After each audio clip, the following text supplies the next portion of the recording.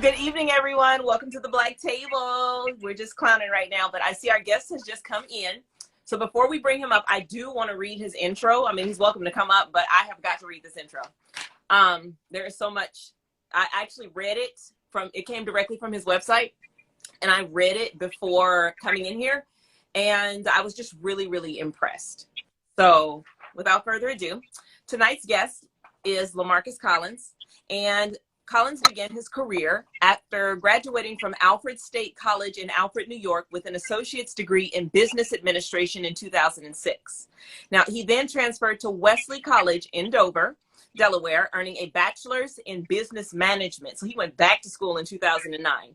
He went on to play in the Italian Basketball Federation for the Armani, Michigan team, where he was the star shooting guard from 2009 to 2012. After earning several scoring records, Collins tore his ACL and began his transition into the world of business. And you know how sports is. People usually start off in sports and wind up in something else, usually bigger. So he moved into the world of business. Hi, LaMarcus. I'm going to read your whole intro because there's so much to break down in here. So bear with me. Make me blush. No, you guys, I haven't even gotten halfway through this yet, and there's so many comments I want to make on this, like, you just don't know yet. Okay, so after he went from sports... I asked you where you did this. You didn't tell me you was going to do none of this. I told you we shoot from the hip. We literally do not script. That's what makes this show real. We don't script anything. The only thing we script is your bio. Other than that, we just, that's to give people an idea of how far you've come, where you've been, your accomplishments, and be proud of this. Because like I said, I read all of this myself before the show to get a feel for you. And after reading it, I was so, so impressed. So I have to share this with your audience. I really need to share this with them. Okay, so guys, after he went into the world of business, he founded and is the manager of Smack Fitness. That is a fitness company that is engaged in operating gym and health products. So he's very much into gym and health products, but that's not all. Collins has traveled extensively throughout the world to spread awareness for several causes, including the need to address one that is very dear to my heart because I have a 10-year-old son with autism. So he actually does address autism as well. That is one of his causes that he addresses. And in 2014, he was invited to deliver the keynote address on autism for Planet Fitness in Alexandria, Louisiana. He has been featured in the New York Weekly and will appear in the August 2021 issue of Forbes as one of the top entrepreneurs in the United States. LaMarcus Collins also founded his own nonprofit organization, Smack Daddy Foundation, which stands for Smart Men Actively Caring for Kids. That's what the SMAC is short for. He currently maintains strong ties to the local communities of Las Vegas, Nevada, and Wilmington, Delaware. He has volunteered for several years as a coach for the youth at the Newcastle County Police Athletic Club and the Boys and Girls Club in Delaware.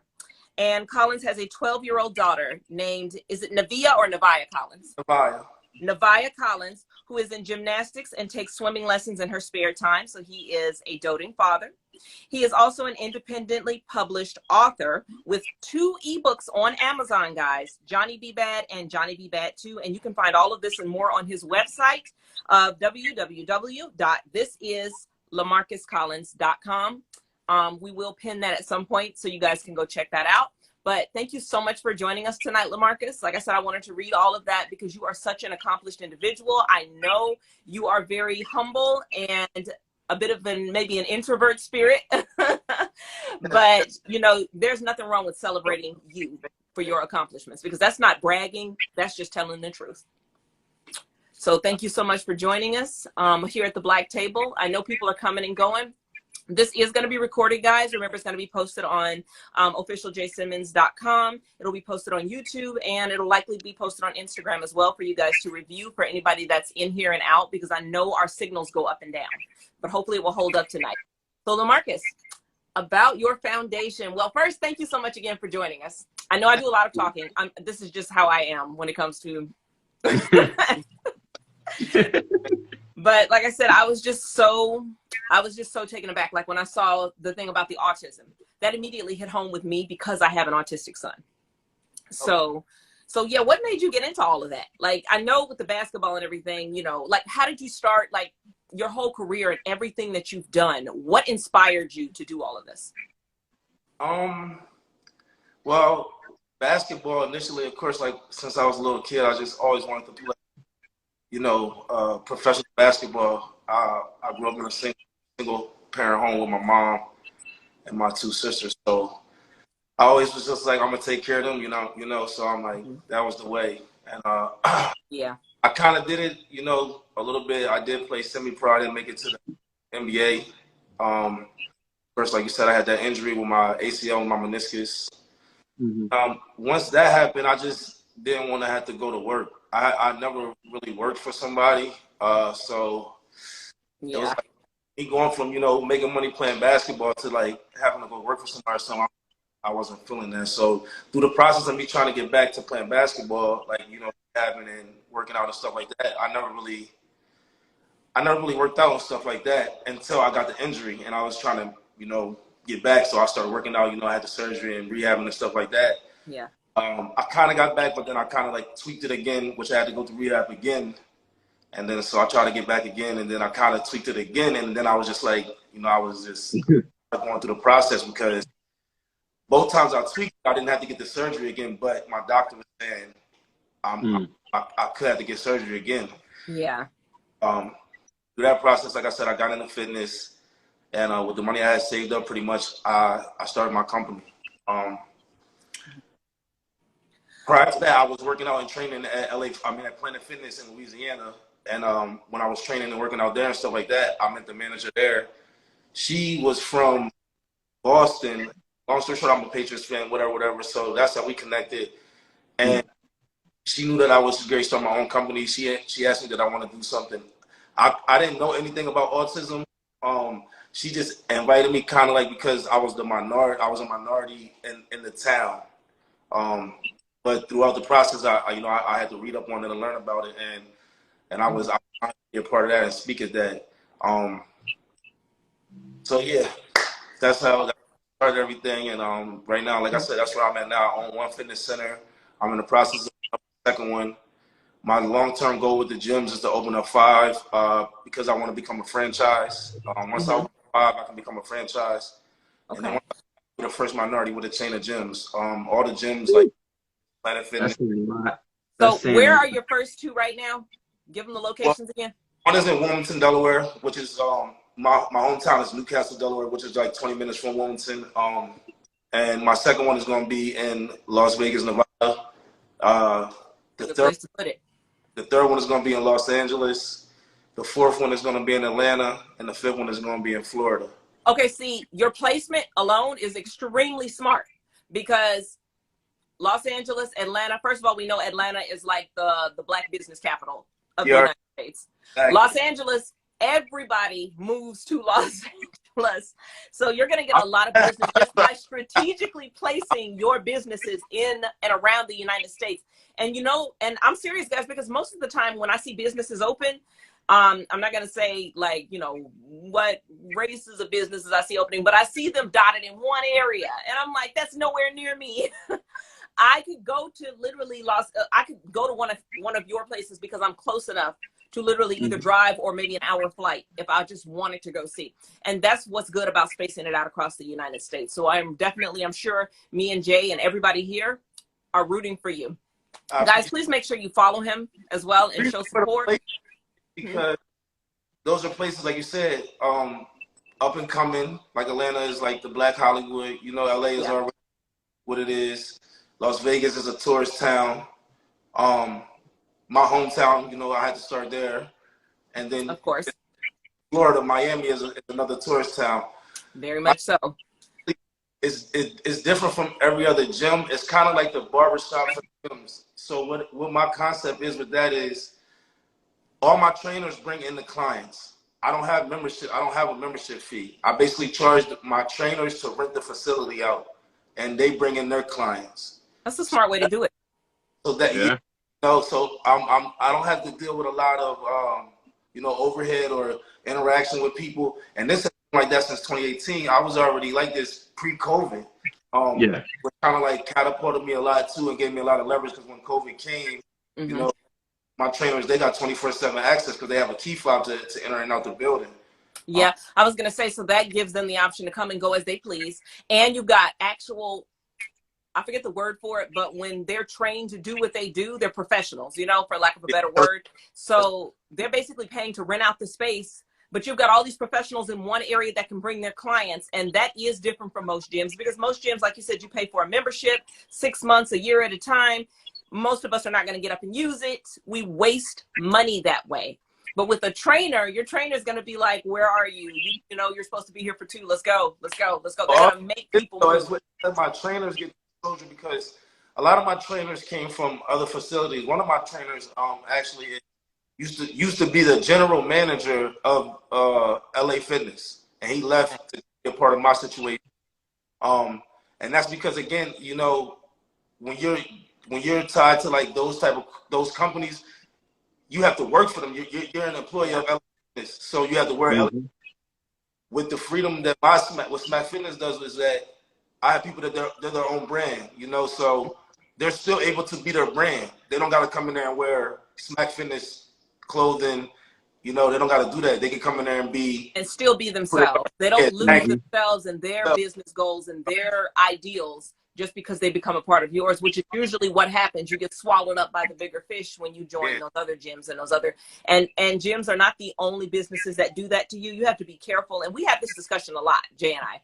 When we're talking to guests, we'll be like, you don't want to lose yourself by signing yourself and your rights over to someone else. So you have to be very careful about who you link up with and who you sign contracts with, because that is almost the equivalency in the gym world. Who you join on to, if you come in and you're already running your own show, it sounds like you're really letting people still run their own show. They're just, again, paying you for the space. And that is a very smart business model. And I was going to say, at the very beginning, when you were talking about how you started off playing basketball, and then when you realized you were going to have to go into the work industry, anybody in here who's never owned a business, let me just tell you, once you start in business, you are not going to want to just go back to a 9-to-5. Nobody does. So I completely understood, and that resonated. Nobody wants to go back to working for someone else full time when you could have your own business and you've got the smarts and the mind for it. It is almost an injustice to yourself to do that when you are when you're intelligent enough to go and start your own.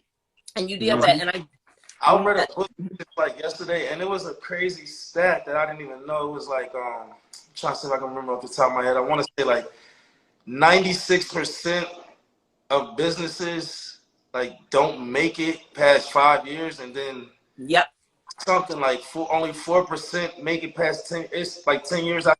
I know what you're talking about, because I heard that on Shark Tank. They said the first 5 years of any business, you should not be taking money out of that business because it's probably going to fail, because the money should be going into growing the business. Growth is the first 5 years. If you don't grow in 5, there is a good chance that it's not going to make it. That doesn't mean it's not, because I don't want to just discourage everybody who may have already been, you see what I'm saying? Because some people, what is her name? J.K. Rowling. I use her as an example because she literally started writing and it took her 10 years to publish. And when she finally published, look what happened. So you can have a good idea and a good business plan and you just don't move fast on it. So that's why it's not going anywhere. So it really depends, I think, on the reasoning behind why it's not moving. Do you have a good product? Do you have a good idea? Or is it just you moving slowly? Or is it that you just don't have a product that the world is interested in? Because like I said, the key to success in business is you got to know your audience. If you have something that people need, they're going to buy. You just have to tell them. But it has to be something they want. And I do want to touch on the other businesses that you have. I'm sorry, Jay. Do you want to ask him some questions or anything? No, I mean, you go ahead and do like, do you know how I do. I script everything as far as the bio, and he had such a bio that I'm like, I have so much material here. Yeah, no, I mean, I don't have any material, so it's like I have to go by here to listening, what I'm listening for, because I don't have any of that stuff in front of me right now. So, gotcha. But no, I mean, I was just listening, you know, because you are right about as far as, you know, business and things like that, like, you know, like, and that is something I can relate to. Is it LaMarcus, right? Yep. Yeah, it's something I can relate to him with, because, you know, my last job, the last job I did have, it was pretty much, I was getting paid pretty much high dollar. But when I knew that I was not going to ever find another job like that, it basically was like, it makes no sense for me to sit here and not start my own business. And which is like now that I've actually been in business and been doing business and have my own business, it literally makes no sense. Like you couldn't even get me to make sense of $15 an hour now. And that's what I was going to say. If you're making a lot, even in the world of working for someone else, nobody's going to go from a salary job back down to a per hour. It just doesn't feel right. You're like, oh, you got to be kidding me. I got to do something else. It makes you want to do more because that showed you if you got hired for that and you were capable and they trusted you with a job that was worth that. What are you capable of doing on your own that you haven't even tried yet? Exactly. That's kind of what took it from there. Like, I went off and I started my own business, and I've been on my own since last year. So I get what you're saying when it comes down to the business, man. Like, the fact that, for one, the fact that you're going to have all these gyms scattered everywhere. I'm located in Florida, originally born and raised from Pennsylvania. But that would be nice to actually something, because if you put it in Miami, it is a place where I can like, all right, let me go down here and check it out because it's close enough. So that's a good situation. Like you said, it's a great way on how you strategize on the areas. Like basically what you did was it looks like you sat back, you analyzed, and you picked these specific locations because you knew that these are where people are going to go. And that's pretty much like, you can't go wrong with that. I mean, like you said, people move to LA, and that's true. Most people move to Florida from up north, which I was one of them. People move to these locations because these are the desired locations that, one, they want a vacation in. Two, they look at it like, well, if I can vacation here, then why not live here? Because they didn't already got a taste of the vacation and how it is. And so it makes total sense of how you're doing it. I was laughing at your story earlier because he was like, he said, I don't talk, but I guess I'm gonna talk tonight. When I made the post. I knew you were a little nervous, but I told you we're always going to carry you. We're not going to just leave you out there and be like, so. I can invite like, this is not like a first date where we sit there and just stare at you like. Yeah. a lot of speaking things, honestly, like one of my goals is to, I got to take like public speaking classes because, just like in the path I'm going in life, like, what I'm saying, like things I'm doing, I gotta be speaking and stuff, and so that's why when I hit her up, I was like, man, this is good practice. I need to have my notebook. Like, I don't even know. I'm telling my homie the other day. I see people doing interviews, but I'm like I don't talk. You know what I'm saying? Like unless you're my friend, like in my, my close circle, like which my he just joined in. That's my guy. Like I'm more like just like you know what I'm saying, like laid back, stay out the way type of person. You are very humble about everything because it's like you do things, but you do them quietly. And I'm just gonna tell you, Jay knows, before we did this show, I didn't really go live or do any of this stuff because I am an introvert.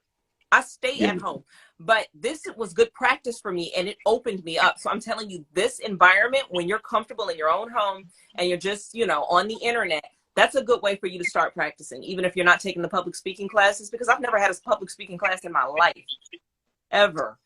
It took me a while. It took me a while to even start going live. Like I didn't actually start going live until Mia was inviting me into her lives because I would never go live. I just looked like I had no purpose going live. Yeah, I started and then I'm like, okay, Jay, come on. And then from there, it just kind of went like, it just transpired to where, the idea came, like how you said with your ideas, it just came. And I'm like, yo, the vibe was so good in the live that Mia had invited me. And I'm like, yo, why not just let me start my own talk show up. And that's how all this came about. I was never a live person. I'm not afraid to get in front of cameras and stuff like that because I'm a musician. But even in the same token, it was just a situation where it was like, why? Like, how? Like, because, like you said, where do you start? When you like, first do it, it's like, where do you start? Yeah. Yeah, and that's kind of where it was. Like, where do you start and stuff like that? So it's like when I see his post and he was like, I don't talk, I'm like, I totally get him because whatever I post on my social media is because that's what I want you to see. I'm never going to show you my hand of cards. You will never know my next move. Like, that's just how I am. Like, but people didn't even know. That's a good way to be. You should not be posting all your business on social media. Just post a little something and let people wonder, and then when you launch, then you post. That's how people ruin things. That's how the police get involved. For my business page, that's the only Instagram I had, and I just made it because for that force feature, they said that I had like people who wanted to know the person behind the situation, like the stuff that I had going on. So I basically was kind of forced to make a personal one, but I just like I'd rather just chill, you know, and just stay behind. They're very right about that, LaMarcus, because that's the exact same thing that I was told. They were like, you cannot hide behind your writing. You cannot hide behind. They're going to want to know who this person is. You're going to have to show your face at some point. So I'm like, okay. And like I said at the beginning, like my heart would beat out of my chest. I didn't want to do any of this, but I just started doing it because I'm like, you know what? Let's see what I'm good at. Because one-on-one, if you're good at talking to people, you just need to take that same comfort level to a bigger audience. Like when people don't like to sing, because I like to sing, but I don't like to do it in front of people. It makes me nervous. You seem like you're pretty good. Because I've had practice and I've watched shows like, let's just look at American Idol. I remember they had this one girl who came on American Idol. Good example. She got on stage. She got so scared they had to give her a cup of water, take her off the stage. And they were like, you know what, we're going to bring you back later. So one of the guys from backstage, it might have been Ryan, the guy that was hosting at the time. He said, I'm going to get you out of your fear. And what he did was he said, he took her out on the street. And he said, you're going to sing out here in front of people. We're just going to go to stores. We're just going to go to different places. And we're just going to break into songs. She was like, are you serious? He's like, yes. That is how you get out of your fear. Nobody's judging you when it's a complete stranger. Nobody cares. Nobody knows you. And when you accept that inside, it gets easier. That does not mean that I'm not nervous sometimes. In this environment, when we're just talking about things, I feel comfortable because I think all of the things that you guys are doing matter. And when it is something that matters, it doesn't matter how afraid I am. Business is something that matters. What you're doing with your foundations, what you're doing with work, what Jay is doing with his music, these things matter to me because they are business and I feel comfortable talking to people about business. So you have to find your comfort and your niche and it will open for you. So no, you definitely need to come back on here again when you have something new going on. And we will, like I said, we'll carry you, we'll hype you, we'll tell everybody follow you that comes in because we believe in supporting. Part 3 of my book is coming out in October around Halloween. You got a book coming out around Halloween? Yeah, part 3. Part 3. Okay, part 1 and part 2 was Johnny B. Bad and Johnny B. Bad 2. So Johnny B. Bad 3 is going to be on Amazon. Tell us about your books, please. What's the basic gist of them? Like, are these children's books? Yeah. They're like anybody can read them. Like, there's no profanity.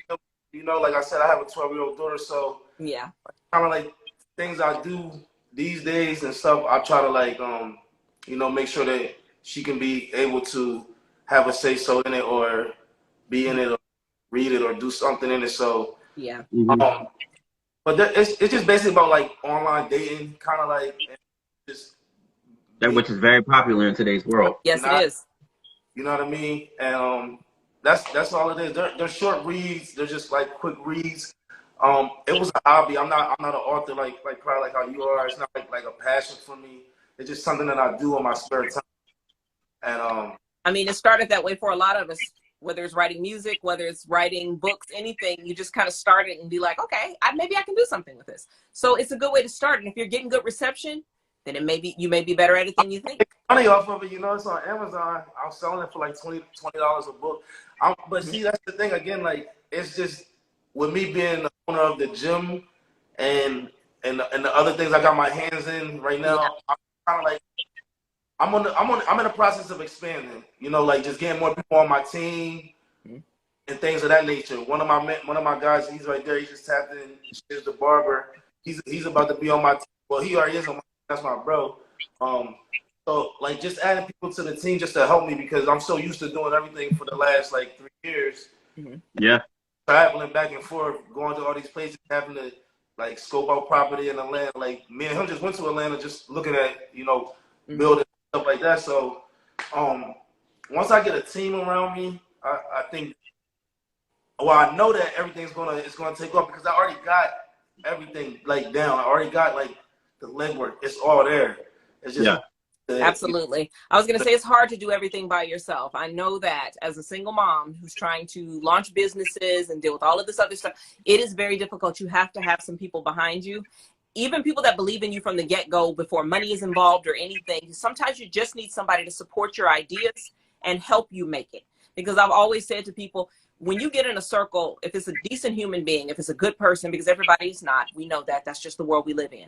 But if it's a decent person, support them from the get-go, and you don't have to worry about making it. Because if one of you makes it, all of you make it. That's the way I was raised. You don't leave your brother down. You don't leave your sister. You're absolutely right on that. Like you definitely are absolutely right on that. But I also, you know, even, you know, obviously all three of us are in this, you know, in this basically at the table, and all three of us are technically entrepreneurs. All three of us have something going on in a different manner, and all three of us have one thing in common, is that we already know that those who we want to support us will never support us, no matter how much we ask them to and things of that nature. So this is why, like, all three of us have to be our own support system when it comes down to, like, I support Mia and then I support LaMarcus, because you know why? Is that at the end of the day, we want to see each other win. I got family who don't even bother to even talk to me. They see I'm doing what I can possibly do. They see I'm doing the most. I mean, you see, I got the music, I got my handyman business, I have a lot going on. And I don't get, like, literally when I say zero from them, I get nothing, but I get the most support from Mia, you know, and I get the most support from those off of my social media. It's basically strangers, people that don't know you, so they don't judge you. They judge your product. They're not looking and judging you, they're judging your product. And that's exactly what you want. and that's how it is. I feel like the raw, you'll get the rawest feelings on how people feel about your stuff from a stranger. Like if you get it from your family, I feel like they're gonna wash you down because they don't want to hurt your feelings. Yeah. But if LaMarcus was to say, if he was, let's say I had a product, but he wasn't into it, he's gonna be honest because he don't know me. Just like if I was, let's say if I go to his gym and I'm not really feeling it, I could be honest because I don't technically know him. But in the same token, he can take that criticism and be like, you know what? I'm gonna add a little twist to this, and I'm gonna turn the knob here and see how I can get it going. Like, and that's kind of like constructive criticism. Sometimes, a lot of people can't handle it. In writing, it's called, usually we have focus groups. You give your work to a complete stranger for free, and they get to read it, and then they tell you what they liked about each chapter, what they didn't like about it. And that is how you're supposed to do things before you publish, before you go bigger. Like if you're trying to franchise, it is good to have people, to have surveys and ask people, what is it you like? What is it you don't?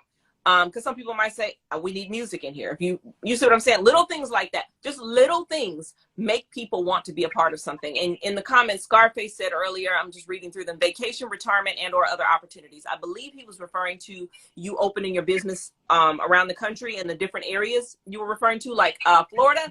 Definitely vacation and retirement. Older people move to Florida. And don't make the mistake of thinking that older people don't like to get in shape, because I used to, when I was younger, this show used to come on to my mom. My 80-year-old mother used to watch Sit and Be Fit. That had its own it was a whole show where it was old people that were like in their 60s, 70s and up, sitting in a chair showing you how to get fit. And it came on every day. And my mom used to watch it. Another twist of that, like vacation or whatever, like those are all places that I want to have a home at, because I do like the vacation as well. Yeah. You know, I can check on work, I can check on my business, and then I can chill, you know, and then leave, you know. So those are places, because again, like you said, I did analyze things, I did look around. I do my due diligence a lot on everything. I mean, I don't know. I'm just very detailed when it comes to those type of things. And you have to be, for what you're trying to accomplish. You have to be. You can't freelance what you're trying to do. That's not. It will never get you far, and that's why, like, I got a lot of respect for what you're doing, because, you know, to sit down and do what you're doing, it takes a lot. I'm sure it takes a lot of time. It takes a lot of patience. Running a business is not easy. That's why a lot of people don't like to do it. Running a business is not easy. And everything, you know, like I said, I've been doing this since 2018, and I mean, I'm blessed. I'm not gonna lie, you know. So even with me doing everything by myself, I mean, I just been blessed to even be able to do it by myself. And it is hard and it is work, but I mean, I just don't ask people for stuff. It's not even that I don't think they will support me or anything like that. I just know, like, how I'm gonna go about it. Nobody else is going about to do this. Like, that is the business mindset right there. Every business person I've met, myself included, Jay, anybody, even outside of this circle, always say, Nobody's going to have that same vision as me, which is why it's hard for me to delegate certain things. I have to do it myself. That is a business person's mindset. Head says, write it down sometimes. Writing it down sometimes helps. He was referring to, I have a pretty good memory tonight. Head was referring to when you said that when it comes to talking in front of people, you know, you're a little iffy about strangers. He's saying script things. It does help. It does help. But the reason that I didn't script things from the beginning, and you can do it, but don't do it all the time, I would say, because you want to get used to being natural with people and being able to talk to people without having to look at a piece of paper. That's why I don't script that. The only thing I can script is lyrics. That's the only thing I can script, because I write all my songs. That's the only thing I can script. I cannot. You should see me trying to write like commercials. It is the worst. I am horrible at scripting my own stuff. But when it comes to lyrics, I could do it. I could write a song and get in the studio and do what I got to do. But when like anything that I got to do that you see me talking about, the black table and all that stuff, I can promise you, it probably took me about 10 videos before that, before I got that perfect one. But it's not scripted. I cannot script it because I'm horrible with it. But you know what? And I tell people, do what works best for you too. Just because something works good for me or Jay, it may not work as well for you, LaMarcus. So you do what works for you to get you in the mindset you need to be in order to be in this business. Because at the end of the day, like you said, you're gonna meet a bunch of people. You're gonna run into all walks of people. You need to be able to communicate with them. I moved this and came over here to start this whole process on the West Coast, like without knowing anybody or anything over here. Like everybody on the East Coast was like, "Yo, like, wait, like I'm like, man, I gotta go because you know I got a time limit on things I'm trying to get done." So, yeah. And we, you know, it was one of the things I did see about, you know, wasting time is valuable, especially when you have that business mindset. Oh, yeah. Every hour, every second counts. So wasting it, you know, on something that don't need to be wasted on, it kind of, I don't know about you, but it messes with me. Like if I know I could have did something within that hour or 2 or 3 and I'm just chilling, if I'm not chilling because I want to chill, that's a problem for me. I don't chill. You know, all my friends, they be like, even my mom, she'll be like, you always doing something. Like, you don't know how to sit still. I'll be like, I don't know, man. Like, it's just because I'm not where I want. I live a good life, you know what I mean? But I'm just not where I want to be, you know? So, well, you have goals. If you're a goal-oriented person, you're not going to stop until you hit those goals. And then you take your breathers and you're like, okay, I'm there. I'm at this point. I'm at that point. But if you're a goal-oriented person, it is always going to feel like you are not doing enough until you get there. And that is a good way to be. Literally 2 days ago, I said that 2 days ago. I was like, I feel like I didn't accomplish nothing. And me and actually the Wave guy, we was having a conversation about that. And me and him was talking about like how we've done so much this year, and we've actually like literally listed everything that we've done this year. And I told him, I was like, and even still, I don't feel like I've done enough. I feel like I need more. And it was like, you know, and I told him, I was like, and that's just the business mindset that I have. Like, I feel like I need more. I cannot stop because, like you said, I'm not where I want to be yet. So until I get where I want to be, I'm going to keep applying that pressure. Exactly. Yeah, it's cool that we did that and everything, but it's like you said, we didn't. Like I did a lot of things. I did a zillion, but I didn't accomplish my goals. Like even with all those things I did, a lot of those things weren't my goals. They were just things that just happened to get done. You know, if that makes sense. So it's like I've done 100 things, but out of those 100 things, only 5 of them was really my goals. So it's like, you know, I mean, I'm gonna do what's on my to-do list. You know what I mean, like things that I need to get done in my life. And then once I do that, then I'm like, okay, now I can chill. You know what I mean? Like, I'm not in a rush to like hang out every week or you know what I mean, or like turn up with people and like or. Be man, I don't even turn up no more, man. I feel like let me tell you, it's one of them situations, and it probably happens with you as well. I get excited when I make investments. Like I get excited when I like if I'm buying me some stock, I get excited. Right. Like if I'm expanding my business in some way, I get excited. Like I get really intrigued with it, and it's just like I'm ready to tell the world, like, yo, I just did this. But you know, people not gonna understand it. So he's like, dang, you know, when they say get lonely at the top, they really be meaning that. It gets lonely the further you get up there. And it's not always just lonely because of people not wanting to be around you because you don't really have time to sit down and just talk. You have to schedule things. And only somebody in the business world understands that you pick your free time. And your free time is often going to be spent with the people that are closest to you. And that's fair for you because that's your life we're still talking about. But the rest of the time, everybody else trying to get up in your face, people get offended about that sometimes. But what they don't understand is that you are limited on that free time because there's not enough hours in the day. We heard that a lot growing up. And now you realize you look up, a whole day's gone and you still haven't accomplished everything you wanted to accomplish. And that happens day over day. And because you only have two hands and you only have one you. So at the end of the day, your business is going to take primary focus because those same people, it's like I tell people all the time, I hear everybody complaining, but I don't see anybody saying, what can I do to help? So if you're not coming to me with that mindset, then don't come at me at all. I don't even like my whole mindset is that I only can think positive. Like, honestly, like, even when stuff is not like, you know, like going right, like I'll make an example. Like, so today I was like cutting up some peppers or whatever to put in this food I was about to make. And like, I spilled some on the floor. I got a cleaning lady, so I just had my house clean. I spilled it right. I mean, like 2 seconds after she left, I spilled the stuff on the floor. And I'm like, and I was about to get upset. And I'm like, remember, like, my superpower is that nothing gets to me. And I always tell my friends, like, that's what my superpower is. Like, because everybody's like, yo, you always so chill. You always like this and that.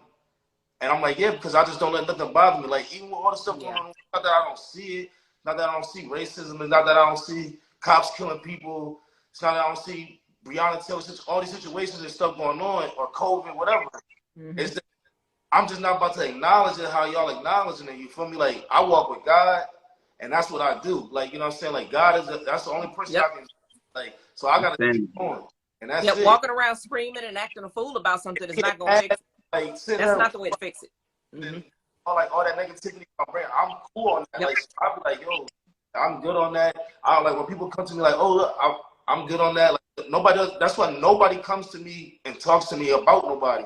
Nobody, my friends bring up nobody else's business around me because they know. And all my friends is on right now. They can, like, Head is my guy here, vouch. Like, I don't do that. I don't sit there and talk about people. I don't start moving about people because I'm like, bro, if y'all got a situation, that's y'all. Like, I'm still cool with them. Like, you know what I mean? I don't know. So that's exactly how we were raised in my community. And a lot of people like to gossip, but my dad always taught us, he said, just because I'm angry with you does not mean I have to make the whole community angry with you. Right. That's between me and you. Don't lose your integrity and start bringing the whole world into your argument. First of all, that looks uncivilized. Yeah. Because he always taught us, he said, even with your spouse or whoever it is, don't stand out in public arguing and then get mad when somebody get in and tell you need to take that. Well, you shouldn't have brought it out here in front of them. You get that stuff in private, get it hashed out, and then move on. But don't bring it out here in front of us. You know, and that makes us look uncivilized. And you really, and I've told a lot of Black people this. I'm just telling it like it is. You don't get out in public, especially sisters. You out there screaming at the top of your lungs at your man. I don't care what he did. Take that home. Because to the world, they don't care what he did or what you did. The only thing they see is two uncivilized people, a wise man and a fool sitting around arguing. You can't tell who's who. Years and years ago, I forgot, I can't know if I can quote it all the way, but it's like, a wise man told me don't argue with fools because people from distance can't tell who is who. Who's who? Yep. Exactly my dad told me that when I was a kid, and I never understood it up until I became an adult. And now I'm wanting to understand, like you said, he lets nothing get, like you said, LaMarcus, you let nothing get to you. You let nobody get to you, and that's literally how I am. I try not, like, I'm still working on not letting things get to me, but as far as letting people get to me, you can't. You have to literally personally know me in order to pretty much crack my skin to make me get out of character. And not many people know me like that, so it's like you say, it's not that you don't see what's going on in the world, because I see everything that's going on. It's just I'm not about to get out there and get into these protests when I see people getting hurt. Why would I put myself in a situation like that? I'm not about to put myself in any type of situation that'll cause harm to my life or my mentality or my mental health. It makes no sense. So I totally get what you're saying with that. Like, it's just like you said, what you said, like, it took me, sometimes I catch myself getting upset, but I mean, like, again, I walk with God. Like, scripture. He's like, come outside already with like a spare tire for life. Like, you know, like people ride around the car with a spare tire. It's like you got to have a spare tire for life. Like, you already know something's going to happen when you go outside. Like, somebody's going to cut you off. You're going to hit your foot on the door. Something's going to happen, but you just got to already be ready for it, though. Like, so when it happens, you just take it and, you know what I mean? Like, keep going. Like, to me, I'm at the point that, like, you can't even say, like, people can't even say something to me. I don't care if you know me, how close you know me. If you think you know my business and you think you can try to air me out or whatever, that's not even going to get to me. Like, you got to literally touch me. Like, you got to put your hands on me for me to even, and at this point in my life, I'm about to be having security. So it's like, you can't even touch me. It's like, I'm not letting that energy with you. Like, bro, you think you about to talk about me and I'm gonna get that upset to like, it's just words. And the truth of the matter is, in your business, you know as well as I do, when it comes to Hollywood and fame, even, you know, in general. Now, when I say Hollywood, I mean fame in general. They tell you bad publicity is better than no publicity, because half of that stuff is bringing people to you out of sheer curiosity. I'm like, keep talking. Keep my name in your mouth. Because Cardi B said that. She said, those of you that don't like me and you keep listening to my songs so you can talk about them, she said, thank you. Thank you. Keep doing For real, because no matter what, it don't matter if you're doing good or if you're doing bad. People gonna talk about you. So it's like, that's why I learned a long time ago like that. I'm good. Like, I'm just good. You know, a good thing to have that mentality that you have. The fact that you have that mentality, you're able to tell your daughter that same thing. And because I got kids myself, and my oldest is 13. And, you know, she called me today, and which was very, very, you know, ironic, because she called me at school, and she stays to herself. So she called me today, right while she was in school, and she's like, Dad, I'm like, what's up? She's like, they making me mad. I'm like, what you talking about? So she talking about the classmates and they were just running around being loud, and she's one that gets in there and she wants to do her work and get out. Like, she treats it like a job. And you know, she was like, I just want to punch him. And I'm like, sweetheart, I'm like, you gotta look at this. I said, if I go around here and start punching people in public, I said, you already know Daddy going to jail. I said, so what you think is gonna happen to you? You get to punching people in school, you're gonna get suspended and you're gonna be in trouble. I said, so she was like, yeah, I know, but she was like, but still, they just annoy me. I'm like, so it's good that you have that mentality, because you can teach your daughter that for when she's in them situations where it's just like, I can't deal right now. And you can just sit down and talk and be like, look, like you said, you got to have a spare tire. This is what you got to do. If you see me doing this, you already know the consequences. So what if you start doing it, what you think is going to happen to you? Exactly. And you're only getting older. So it's yeah, I like that mentality, man. It's very good for the kids. Very, very good for the kids. I do want to bring up your nonprofit organization too. I do want you to touch on that for people, to let them know if they want to donate something or where they can find more information on it, because we're down to the last 15, and that's super important. The Smack Daddy Foundation, Smart Man Actively Caring for Kids. Can you talk a little bit about that for us? Yes, it's a nonprofit organization. Pretty much, I came up with this like in 2016. I didn't go public with it until about 2019, the end of 2019. But I always had the concept even prior to 2019. Because like I said, I grew up in a single parent home. And just like my mom always made a way though. Like, she always like had to pay for stuff. Like, if I wanted to go to Boys Club, join AAU, or whatever, like, you know, like all these little leagues and things like that to try to like further, like, you know, my athletic ability. But I remember I had to pay like $500 like for camps for like 1 week and stuff like that. So I came up with the idea, like, you know, once I had my daughter, I have joint custody of my daughter. So basically she stays with me. She's like part-time with her mom, part-time with me. So I'm pretty much a single parent too. And it's like, men don't get enough credit for taking care of their kids. You know what I mean? I'm like, everybody they don't. And that's a whole different topic. I ain't going to elaborate on that, but they don't. Everybody that knows me knows, like, I'm hands-on. Like, I was there when my daughter was born. Like, you know what I mean? They lived with me for like up until a certain amount of point of her life. And like, I'm still like that with her. So I came up with like Smart Men Actively Caring for Kids. I came with that acronym. That's my cousin right there too. He said that's a fact because he take care of his kids. So that's my guy. But I came with the acronym because again, you know, I wanted to stick with what my brand is, which is SMAC. So Smart Men Actively Caring for Kids. So what the foundation does is that's a nonprofit, which means we don't make money. It's basically, but we take care of kids that are in single parent households. Pretty much that if you can't afford to go to camp, we'll pay for it. If you can't afford to join a team, we'll pay for it.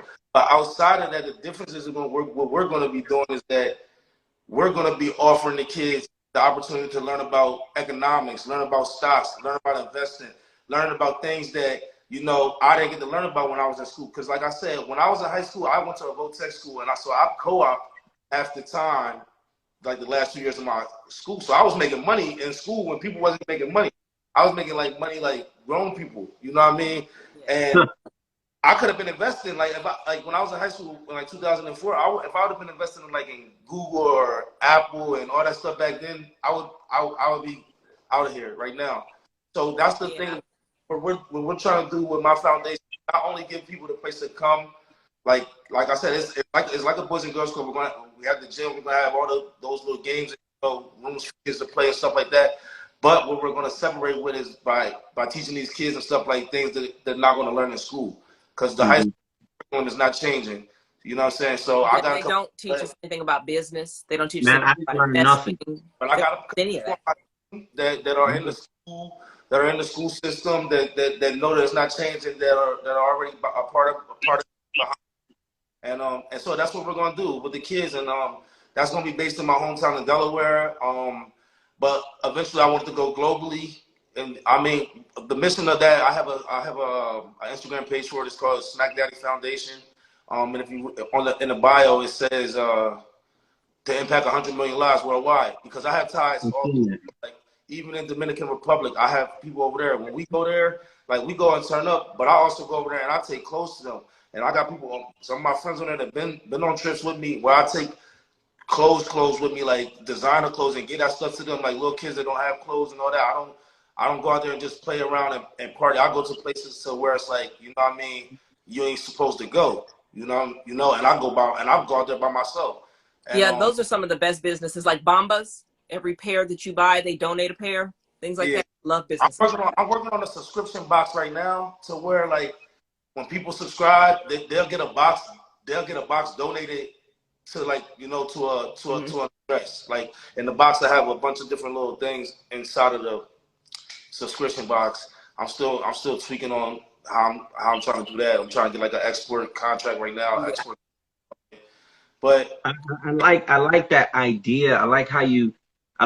First of all, you know, now it's definitely touching because, you know, like you said, they don't teach you none of this stuff in school. Economics, they don't teach you how to start a business. They don't teach you how to go get an LLC. They don't teach you nothing. Everything that we all had to learn that as an adult through trial and error. Yep. This is stuff that's not taught in school at all. The thing is, like you said, about all this credit and everything, it's not being taught. But even when people do try to teach it, they're charging for it. So that's the thing. What I'm trying to eliminate is with the nonprofit is that everybody can't afford these things. You know what I mean? And if everybody got all this money and all these means, why we don't just let everybody come up too? You know, like why I was gonna say, like people that sell stock courses. You've already made millions. You could give that information away for free. You don't need to actually sell it. Like you made 20 billion or 20 million or whatever. Why you want to charge $100 for a class?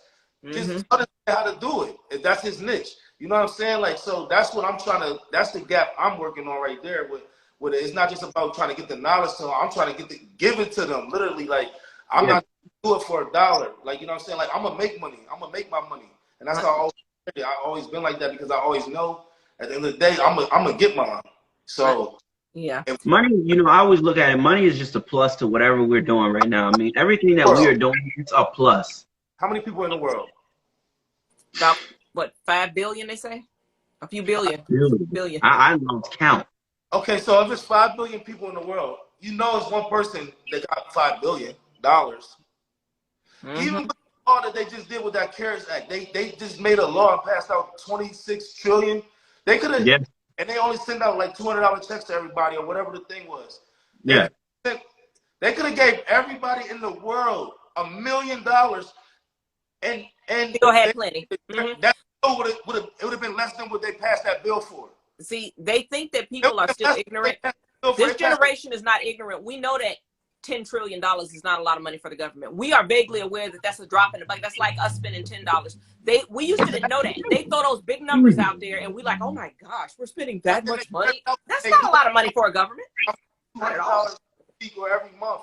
Like, why don't you just give me 100,000 lump sum check and let me start my business? If it goes wrong from here, then okay, then you can be like, all right, whatever, put me on unemployment, or I gotta go get a job and work where I don't want to work at. But for people to be like, for us, like all these people that's millionaires and billionaires, and there's still people that don't got nothing, like, you know what I'm saying? It's just like, damn, that's stuff. Which again, I'm not trying to say, I'm not trying to save everybody, because I already know I can't. And one person can't do it alone. You're right. I try to like take care of everybody, look out for everybody, and my mom like, yo, LaMarcus, you can't save everybody. So that's why I got this foundation in place, so that I can have a couple of my friends that are with the same type of mindset, and then I'm just gonna see, like, have the government back me on it, just so that we can build it up. Because the government, I do know a couple of people that have gotten grants from the government to start businesses and build businesses. So that's definitely something to look into. I'm probably going to shoot you a couple of messages after this live, so that you can maybe ask them what did they do to get those grants, because I know at least one got $300,000 to start an art studio.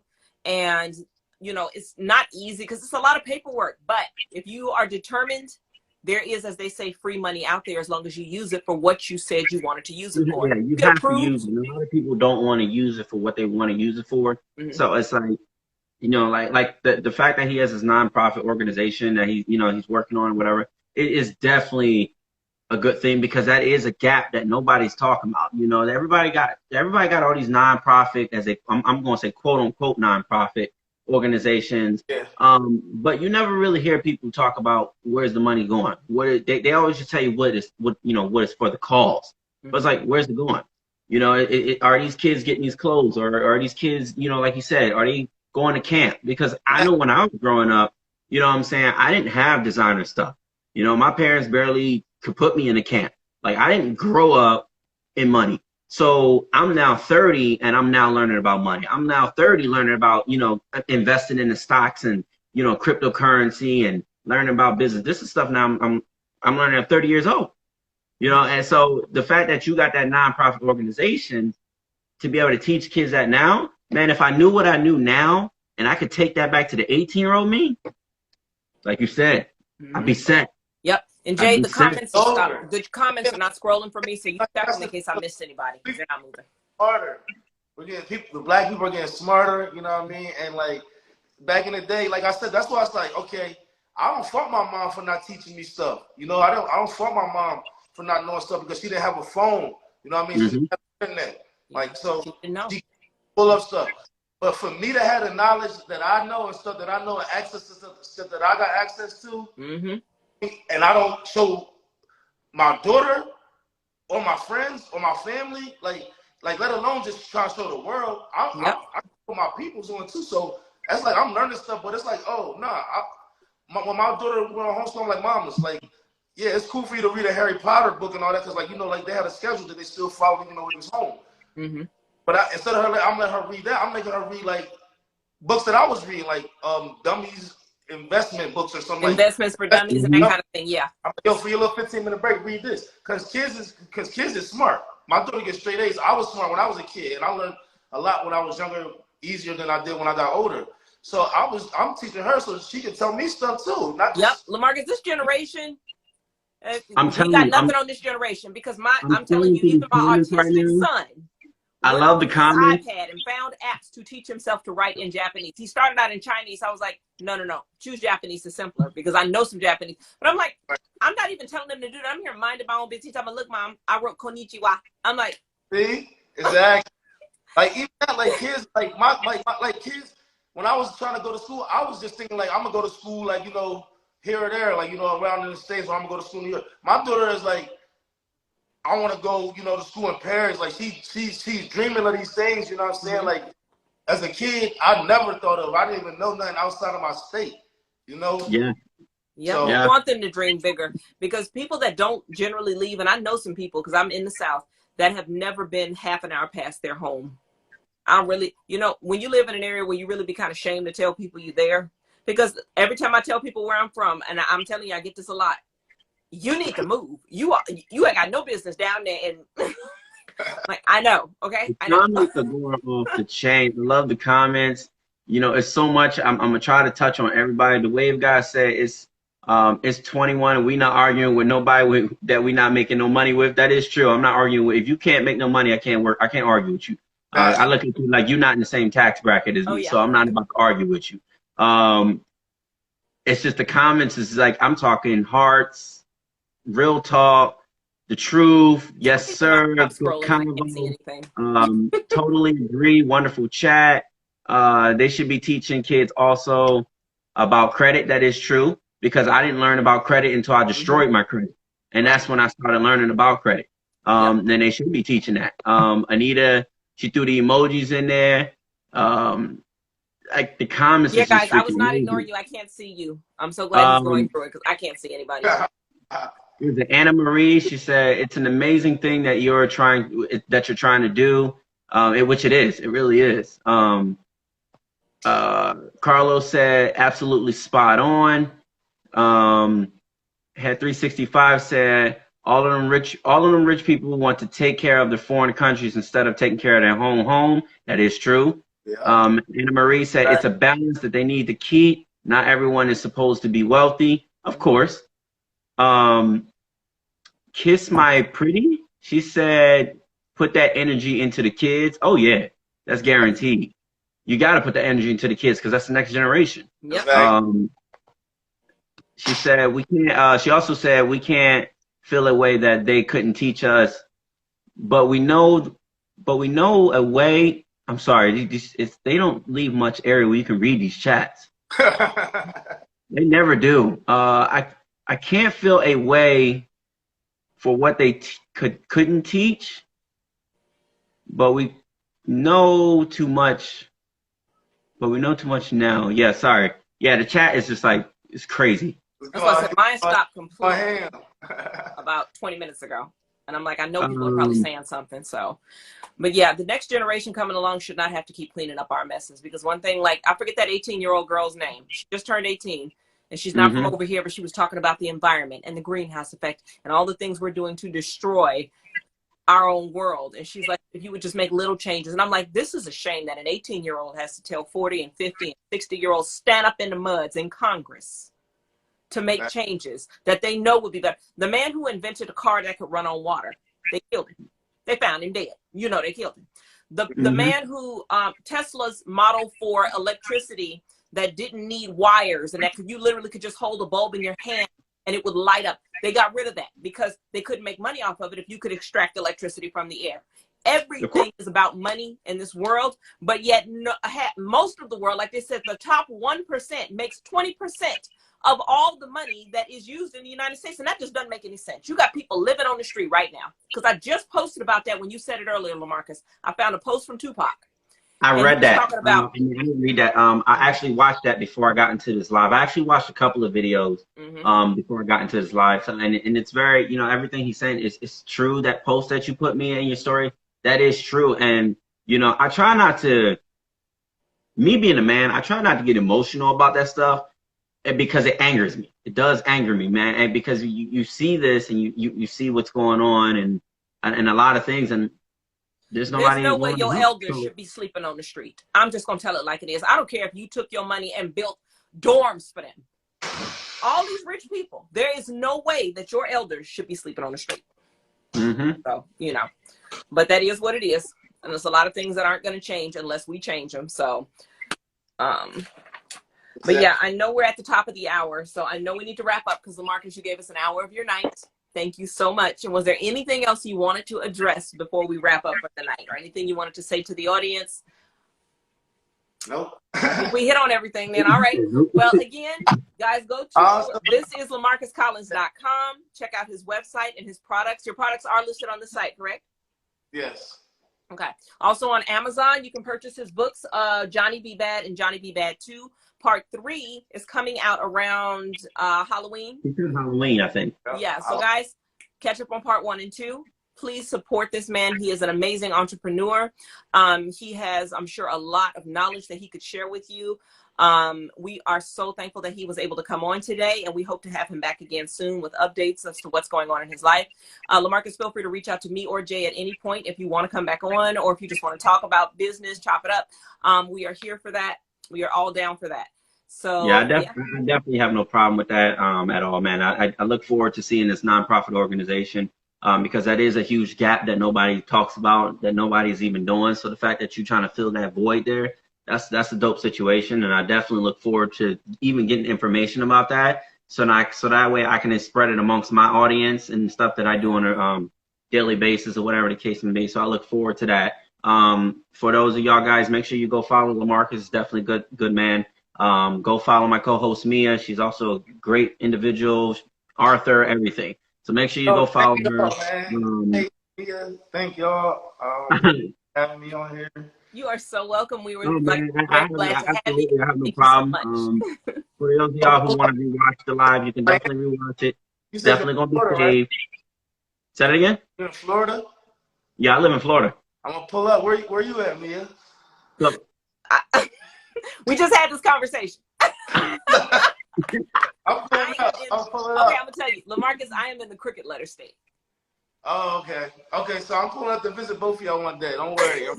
I'll probably pull up there before you pull up. I ain't got no problem with that. I ain't got no problem with that. Stay here forever. I'm just telling you. But you know, when your family moves, you move with them, and you just kind of make a life where you are. But at the end of the day, I travel. I travel whenever I can. The pandemic kind of put a hold on all of that, I think, for a lot of us for a minute. But you know, when you publish, you got to go on tour. You got to spread things. So I will be traveling. The pandemic definitely put a hold on us, but I feel like also the pandemic broke me out of that comfort zone because I'm no longer like where I was last year versus where I'm at now. That pandemic, I'll be sitting. Thank you, because you needed to happen. Because I wouldn't be here now. Like you needed to happen. A lot of this would not be happening if you were still at a 9-to-5 or doing what you'd normally be doing when you weren't stuck on lockdown. It's like they said, if you don't make money during this pandemic, you are just probably a lazy person because that idea you've been sitting on, you got nothing else to do. Get on. Yeah. The pandemic was a reset button. That's all that was. Oh yeah. That's all it was. So. That pandemic is literally a reset button. So, you know, but no, I appreciate having you on the show. It will be saved. It will be up on YouTube. I will be sending you a recap on it so that if you want to post it on your social media, you can. For those of y'all who are not familiar with the Black Table, you can go to my website and read up on the bio, officialjsimmons.com. The link is in my bio. You can read everything up on the Black Table, from watching previous episodes to reading the biography to seeing who's coming up next on the schedule. Everything is on my website, so there's no need to send me a DM asking when the next episode and all that stuff is. All on my website. Yep, follow me Sundays and Thursdays. On my bio. It's all right there on the front page, so you don't even have to go and scroll across the world. You know, if you want to scroll through my website, go ahead, by all means, but everything's right there about the Black Table on the front page. Make sure you go take care of that. Give it a look. Look at the past episodes. Look at the recaps. I promise you get yourself a good laugh in some of them, because I ain't gonna lie, the Black Table, we be clowning sometimes. We be really clowning. Yep, that's the whole point. And remember, guys, if you're going through depression, as always, we're going to wrap the show up with letting you know, before you make any rash decisions, before you do anything that hurts you or affects your family, please reach out, give us a DM, drop us a message. We will get you some help. You are important. You all matter. We all matter, because at the Black Table, we are all royalty. Thank you guys so much for joining us tonight. Tune in Sundays and Thursdays at 10 p.m. Central, 11 p.m. Eastern for more episodes of the Black Table. Thank you guys so much for joining us tonight. You can wrap it up, Jay. The Black Table. We out of here. Peace. Yep.